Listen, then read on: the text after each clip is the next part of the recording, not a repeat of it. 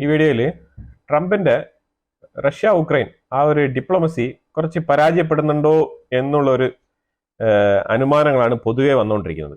കുറേ വിദഗ്ധർ ഇങ്ങനെയാണ് വിലയിരുത്തുന്നത്. കാര്യം വേറൊന്നുമല്ല, ട്രംപിന്റെ എയിം എന്താണെന്ന് പറഞ്ഞാൽ, ആദ്യമേ നമ്മൾ മറ്റുള്ള ഒരു ചാനലിലും പറയാത്ത രീതിയിലുള്ള കാര്യങ്ങൾ അമേരിക്ക എന്താണ് ഉദ്ദേശിക്കുന്നത്, ശരിക്കും അമേരിക്കയുടെ യുദ്ധം എങ്ങോട്ടാണ് എന്നുള്ളതിനെ കുറിച്ചുള്ള ഡീറ്റെയിൽ ആയിട്ടുള്ള വീഡിയോ ഒക്കെ നമ്മൾ ചെയ്തിട്ടുണ്ട്. നമ്മുടെ പ്രേക്ഷകർക്ക് വളരെ വ്യക്തമായിട്ട് അറിയാം, ട്രംപ് ടാർഗറ്റ് ചെയ്യുന്നത് യൂറോപ്യൻ യൂണിയനും ഫ്രാൻസിനെയാണ്. അതാണ് ചെയ്യുന്നത്. കാരണം അവർ ആഫ്രിക്കയിൽ നിന്നും ഒരുപാട് അടിയും വഴക്കും, അവിടെ റെയർ എർത്ത് മിനറൽസ് കിട്ടാത്തതിന്റെ കലിപ്പും എല്ലാം ഉണ്ട്. അപ്പൊ ട്രംപ് ഇവിടെ ശരിക്കും കൺഫ്രണ്ട് ചെയ്യുന്നത് യൂറോപ്യൻ യൂണിയനെയും ഫ്രാൻസിനെയുമാണ് പ്രത്യേകിച്ച്. അപ്പൊ ആ രീതിയിൽ മനസ്സിൽ വെച്ചുകൊണ്ട് വേണം നിങ്ങൾ റഷ്യ ഉക്രൈൻ വാറിനെ നമ്മൾ കാൽക്കുലേറ്റ് ചെയ്യാൻ. അതിലുപരിയായിട്ട് നിങ്ങൾ പല രീതിയിൽ ചിന്തിച്ചാലും നിങ്ങൾക്ക് ഇതിനുള്ള ഉത്തരം കിട്ടത്തില്ല. അപ്പൊ അതിനിപ്പോ ട്രംപ് ഇപ്പൊ 200% താരിഫ്. എന്തിനാണ് 200% താരിഫ്? വൈൻ യൂറോപ്യൻ യൂണിയനിൽ നിന്ന്, പ്രത്യേകിച്ച് ഫ്രാൻസിൽ നിന്നൊക്കെ ഇറക്കുമതി ചെയ്യുന്ന ഈ ഒരു വൈനിനും ആൽക്കഹോളിനൊക്കെ ആയിട്ട് 200% താരിഫ് അപ്ലൈ ചെയ്യും എന്നുള്ള ഒരു വാർത്തയാണ് പുറത്തു വരുന്നത്. ഇത് എന്തിനു വേണ്ടിയിട്ടാണ് കൗണ്ടർ ചെയ്യാൻ വേണ്ടി വെച്ചാൽ, അമേരിക്കയിൽ നിന്നുള്ള ലിക്കറുകൾക്കെല്ലാം, അമേരിക്കയിൽ നിന്നുമുള്ള ഈ വക ഉൽപ്പന്നങ്ങൾക്കെല്ലാം 50% താരിഫാണ് യൂറോപ്യൻ യൂണിയനിൽ ഉള്ള മിക്ക രാജ്യങ്ങളും ചാർജ് ചെയ്യുന്നത്. അതിനെ ഗണ്ണിച്ചുകൊണ്ടാണ് ട്രംപ് ഇപ്പൊ ഈ ഒരു താരിഫ് 200% എന്ന് പറഞ്ഞുകൊണ്ട് ഇങ്ങനെ പറഞ്ഞുകൊണ്ടിരിക്കുന്നത്. ഈ ട്രംപിന്റെ ഇത് സ്പെഷ്യലി ഫ്രാൻസ് എന്ന് എടുത്തു പറഞ്ഞിട്ടുണ്ട്. ഇപ്പൊ ഫ്രാൻസുമായിട്ടും യൂറോപ്യൻ യൂണിയനുമായിട്ടുള്ള പ്രശ്നം എന്ന് പറഞ്ഞാൽ അമേരിക്കയ്ക്ക് ചില്ലറയല്ല, അത് ഓർത്തു വെച്ചോണം. അത് ബൈഡൻ അഡ്മിൻ ആയാലും ശരി, അത് ട്രംപ് അഡ്മിൻ ആയാലും ശരി, അവരുടെ നിലപാട് അതിലെല്ലാം ഒന്ന് തന്നെയാണ്. കാര്യം വേറെ ഒന്നുമല്ല, അമേരിക്കയ്ക്ക് കിട്ടാനുള്ള ആ ഒരു റെയർ എർത്ത് മിനറലിൽ അമേരിക്കയെ ആഫ്രിക്കയിൽ നിന്നും അമേരിക്കയെ നീക്കി നിർത്തിയത് കൊണ്ടാണ് ഇവർക്ക് നിരുപാധികം ആ ആഫ്രിക്കയിൽ നിന്നും തോറ്റ് പിന്മാറേണ്ടി വന്നത്. അതാണ് അതിൽ സത്യം. അപ്പൊ ഈ കളിയാണ് ഇപ്പൊ ഉക്രൈനിൽ നടന്നുകൊണ്ടിരിക്കുന്നത്. ഇനി ഞാൻ പറയാം, ഇനി നമ്മൾ റഷ്യയിലോട്ട് വരാം. ഇപ്പൊ ട്രംപിന് റഷ്യയുമായിട്ട് എന്താണ് ഇത്ര വലിയ താല്പര്യമാണോ? അമേരിക്ക റഷ്യയുമായിട്ട് അത്രയും വലിയ ഡീപ്പ് റിലേഷൻഷിപ്പ് ഉണ്ടോ എന്ന് ചോദിച്ചാൽ ഒരിക്കലുമില്ല. ഉക്രൈന്റെ മിനറൽ ഡീല് വളരെ സുലഭമായിട്ട്, അതായത് ബൈഡനെ കൊണ്ട് സാധിക്കാത്തത് ട്രംപിനെ കൊണ്ട് സാധിക്കും എന്ന് അമേരിക്കയ്ക്കും കൂടി മനസ്സിലാക്കാൻ വേണ്ടിയിട്ടാണ് ട്രംപ് എന്ത് ചെയ്യുന്നത്? ട്രംപ് ഉക്രൈൻ മേൽ പ്രഷർ ഇടുന്നതാണ്. അതായത് റഷ്യയെ കൂടെ കൂട്ടി പ്രഷർ ഇടുകയാണ്, ഹൈ പ്രഷറാണ്. അപ്പൊ അങ്ങനെ റഷ്യയെ കൂടെ കൂട്ടി പ്രഷർ ഇട്ടുകൊണ്ട് ഉക്രൈന്റെ മിനറൽ ഡീൽ മൊത്തത്തിൽ എഴുതിയെടുക്കാനുള്ള ഏർപ്പാടാണ് ട്രംപ് നടത്തിക്കൊണ്ടിരിക്കുന്നത്. ആ നാടകമാണ് ഇവിടെ മൊത്തത്തിൽ നടക്കുന്നത്. അപ്പൊ സൗദി അറേബ്യയിൽ പോയ സെലൻസ്കി എന്താണ് പറഞ്ഞത്? സൗദി അറേബ്യയിൽ പോയ സെലൻസ്കി മിനറൽ ഡീലുമായിട്ട് ബന്ധപ്പെട്ട കാര്യങ്ങളൊക്കെ സംസാരിച്ചു. അപ്പൊ മിനറൽ ഡീൽ ഒപ്പുവയ്ക്കുന്നതിന്റെ ഭാഗമായിട്ട് ശരിക്കും ഈ ഒരു പീസ് ഡീൽ എങ്ങനെയാണ് ഉണ്ടാക്കാൻ പോകുന്നത് റഷ്യയുമായിട്ട്? അപ്പോഴാണ് ഒരു താൽക്കാലിക വെടിനിർത്തൽ എന്നുള്ള ഒരു സംരംഭം കൊണ്ടുവരുന്നത്. അതുവരെ താൽക്കാലിക വെടിനിർത്തലിനെ കുറിച്ച് യാതൊരുവിധ ചർച്ചയും പുടിനുമായിട്ടോ റഷ്യയുമായിട്ടോ എവിടെയും തന്നെ നടത്തിയിട്ടില്ല. അപ്പൊ ഇതിലാണ് ഏറ്റവും കൂടുതൽ വിയോജിപ്പ് റഷ്യൻ ഭാഗത്തിന്, റഷ്യയുടെ കൗണ്ടർ പാർട്ട് സംസാരിക്കാമെന്ന ആൾക്കാർക്ക് ഉണ്ടായത്. അവർക്ക് മാത്രമല്ല, പുടിനും കൂടെ ഇതേ നിലപാടാണെന്നാണ് മനസ്സിലാക്കാൻ പറ്റുന്നത്. അപ്പൊ ഇവിടെ സംസാരിച്ചുകൊണ്ടിരിക്കുന്ന ഇതേ സമയം തന്നെ ഉക്രൈൻ ഏതാണ്ട് 92 ഡ്രോണുകളാണ് മോസ്കോയ്ക്ക് നേരെ വിട്ടത്. എല്ലാ റെസിഡൻഷ്യൽ ഏരിയയിലാണ് ഈ ഒരു അറ്റാക്ക് നടത്തിയത്. ഇത് റഷ്യയുടെ ജനങ്ങൾക്ക് ഓൾറെഡി തന്നെ ഉക്രൈനുമായിട്ട് ഒരു സോഫ്റ്റ് കോർണർ ഉണ്ടായിരുന്നു. റഷ്യയുടെ ജനങ്ങൾക്ക് എന്തിന് പുടിൻ ഇങ്ങനെ ഉക്രൈനെ ആക്രമിക്കണം? അതങ്ങ് ഈ ഒരു സീസ് ഫയർ ഡീലാക്കിയത് കൊടുത്തൂടെ? എന്തിനാണ് ഇങ്ങനെ ഈ യുദ്ധം തുടരുന്നത് എന്നുള്ളൊരു മാനസികാവസ്ഥയാണ് മോസ്കോയിൽ ജനങ്ങൾക്കുണ്ടായിരുന്നത്. പക്ഷെ ഇപ്പൊ ഈ ഒരു ആക്രമണത്തിന് ശേഷം തികച്ചും അവർക്ക് ആ ഒരു അഭിപ്രായം മാറി. ഉക്രൈനെ നല്ല രീതിയിലുള്ള ആക്രമണം തിരിച്ചടി കൊടുക്കണം എന്ന് തന്നെയാണ് ഇപ്പം റഷ്യയിലുള്ള ജനങ്ങൾ വരെ അഭിപ്രായപ്പെടുന്നത്. അപ്പൊ അമേരിക്ക ആരുമായിട്ടാണ് യുദ്ധം ചെയ്യുന്നത്? അമേരിക്ക യുദ്ധം ചെയ്യുന്നത് യൂറോപ്യൻ യൂണിയനും ഫ്രാൻസുമായിട്ടാണ്. മനസ്സിലായോ? അത് ഞാൻ ഒന്നുകൂടെ ഓർമ്മിപ്പിച്ചിട്ട് തുടരാം. അല്ലാണ്ട് റഷ്യയോ ഉക്രൈനോ അങ്ങനെയൊന്നും ചിന്തിക്കരുത്. അത് ആ സംഭവമേ വേറെയാണ്. ഇന്ന് അമേരിക്കൻ റെപ്രസെന്റേറ്റീവ് ആയിട്ടുള്ള സ്റ്റീവ് വിറ്റ്കോഫ്, അത് മിഡിൽ ഈസ്റ്റ് എൻവോയ് ആയിട്ടുള്ള സ്റ്റീവ് വിറ്റ്കോഫ്, അതുപോലെ തന്നെ പിന്നെ അമേരിക്കയുടെ US ഡിഫൻസ് സെക്രട്ടറി ആയിട്ടുള്ള മൈക്ക് വാട്സ്, ഇവരൊക്കെ തന്നെ റഷ്യയിൽ എത്തിയിട്ടുണ്ട്. അവിടെ മോസ്കോയിൽ ക്രെംലിനിൽ പുടിനുമായിട്ട് മീറ്റിംഗ് നടന്നുകൊണ്ടിരിക്കുകയാണ്. പുടിനെ എങ്ങനെയെങ്കിലും കൺവിൻസ് ചെയ്ത് ഈ 30 ദിവസത്തെ വെടിനിർത്തൽ കരാർ അംഗീകരിപ്പിക്കണം എന്നുള്ള രീതിയിലാണ് ഇപ്പൊ കാര്യങ്ങൾ മുന്നോട്ട് പോകുന്നത്.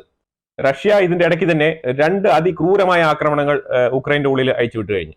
ബാക്ക് ടു ബാക്ക് ഇങ്ങനെ നടന്നുകൊണ്ടിരിക്കുകയാണ്. ഉക്രൈൻ ഞാൻ വലിയ ആളാണ്, ഞാൻ സീസ് ഫയർ ഒപ്പിട്ടുകൊണ്ടിരിക്കുമ്പോൾ തന്നെ ഞാൻ ആക്രമിക്കും എന്നുള്ള നിലയിൽ ഉക്രൈൻ അതിശക്തമായ ആക്രമണം കാഴ്ചവെച്ചപ്പോഴത്തേക്ക് തന്നെ റഷ്യ തിരിച്ചടി തുടങ്ങിയിരിക്കുകയാണ്.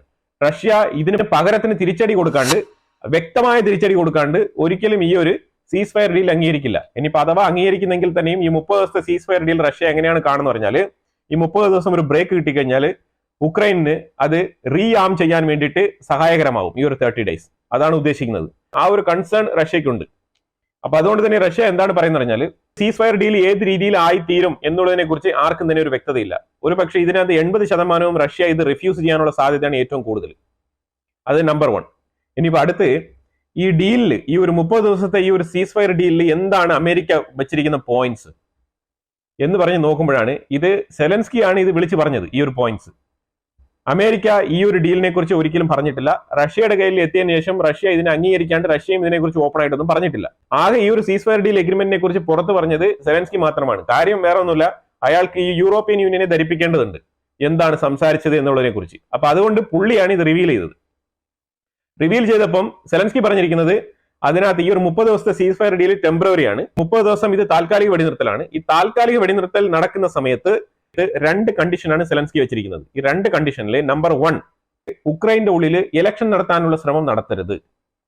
ഏത് ഈ റഷ്യക്ക് ഒരു കൺസേൺ ഉണ്ട്, സെലൻസ്കി അവിടുത്തെ പ്രസിഡന്റ് അല്ല, അവിടെ ഒരു ഇലക്ഷൻ നടത്തി കഴിഞ്ഞാൽ ഒരു പക്ഷേ പുതിയ ഒരു പ്രസിഡന്റ് വരും എന്നുള്ള ഒരു പ്രൊപ്പഗൻഡയാണ് റഷ്യയുടെ ഭാഗത്ത് നിന്ന് മുന്നോട്ട് വെക്കുന്നത്. അപ്പൊ ആ ഒരു അജണ്ടയെ സാധൂകരിക്കുന്ന രീതിയിലാണ് ഇപ്പം സെലൻസ്കിയുടെ സ്റ്റേറ്റ്മെന്റും കൂടെ വരുന്നത്. സെലൻസ്കി അത്രത്തോളം പോപ്പുലാരിറ്റി ഉള്ള ആളാണെന്നുണ്ടെങ്കിൽ അവിടെ ഇലക്ഷൻ നടത്തേണ്ടതാണ്. പിന്നെ ഇവിടെ യുദ്ധം നടക്കുന്നത് കൊണ്ട് ഒരു പക്ഷേ ഒരു ചെറിയ കൺസെഷൻ ആവാം. സെലൻസ്കിക്ക് ഉക്രൈന്റെ ഉള്ളിൽ ഒരു ഇലക്ഷൻ നടത്തി അവിടെ ഒരു ഭരണം അട്ടിമറിക്കാനുള്ള സാധ്യത ഉണ്ടാവാൻ പാടില്ല. ഭരണ തുടർച്ച പുള്ളിക്ക് തന്നെയാണ് അവർ കസാര വേണ്ടത്. അപ്പൊ അതിനു വേണ്ടിയിട്ടാണ് ഈ പോയിന്റ് അവിടെ പറഞ്ഞിരിക്കുന്നത്. ഇത് നമ്പർ 1. ഇനി രണ്ടാമത് പറഞ്ഞിരിക്കുന്നത് റഷ്യ 2014 മുമ്പുള്ള എന്താണോ ഉക്രൈന്റെ ആ ഒരു സ്ഥലപരിധി എങ്ങനെയായിരുന്നോ, ഉക്രൈന്റെ ആ ഒരു മാപ്പ് എങ്ങനെയായിരുന്നു 2014 മുമ്പ്, ആ രീതിയിലേക്ക് തിരിച്ചു പോകണം. അപ്പൊ ഇതൊരു നടക്കാത്ത സ്വപ്നമായിട്ടാണ് ഇതിനകത്ത് മനസ്സിലാക്കാൻ പറ്റുന്നത്. അപ്പൊ ആ രീതിയിൽ ഒരു സീസ് ഫയർ തീർച്ചയായിട്ടും റഷ്യ അംഗീകരിക്കാൻ പാടില്ല എന്നുള്ള നിലയിൽ ഈ ഒരു സീസ് ഫയർ പ്രപ്പോസ് ചെയ്തതായിട്ടാണ് പറഞ്ഞിരിക്കുന്നത്. ഇങ്ങനെ 2 കണ്ടീഷൻ പറഞ്ഞുകൊണ്ടാണ് ഈ ഒരു സീസ് ഫയർ ഡീലിന് ഞാൻ ഓക്കെ ആണെന്ന് പറഞ്ഞിട്ട് വന്നിരിക്കുന്നത് സൗദി അറേബ്യയിൽ നിന്ന്. പക്ഷെ ഇത് അമേരിക്ക ഏത് രീതിയിൽ എടുത്തു എന്നുള്ളത് നമുക്കറിയത്തില്ല. അവർ അതിനെക്കുറിച്ചുള്ള നിലപാട് പോലും പറഞ്ഞിട്ടില്ല എന്നുള്ളതാണ്.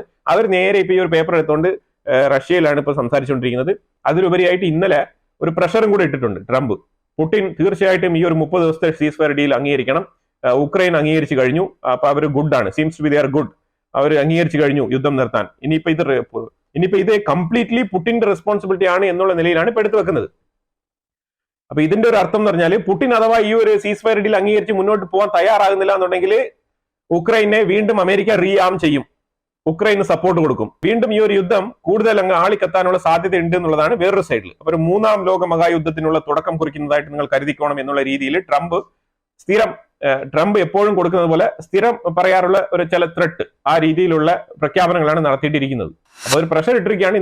എങ്ങനെയാലും പുടിൻ ഇതൊന്ന് ഒപ്പുവെച്ച് ഈ ഒരു സീസ് ഫയർ ഡീൽ നിലവിൽ വരട്ടെ എന്നാണ് പുള്ളി ആഗ്രഹിക്കുന്നത്. Okay, seems to be is good thinking. യുദ്ധം നിർത്തണം എന്ന് ആഗ്രഹിക്കുന്നുണ്ട്, നടക്കട്ടെ. 4000 സോൾജേഴ്സ് വെച്ചിട്ട് പെർ വീക്ക് മരണപ്പെടുകയാണ്.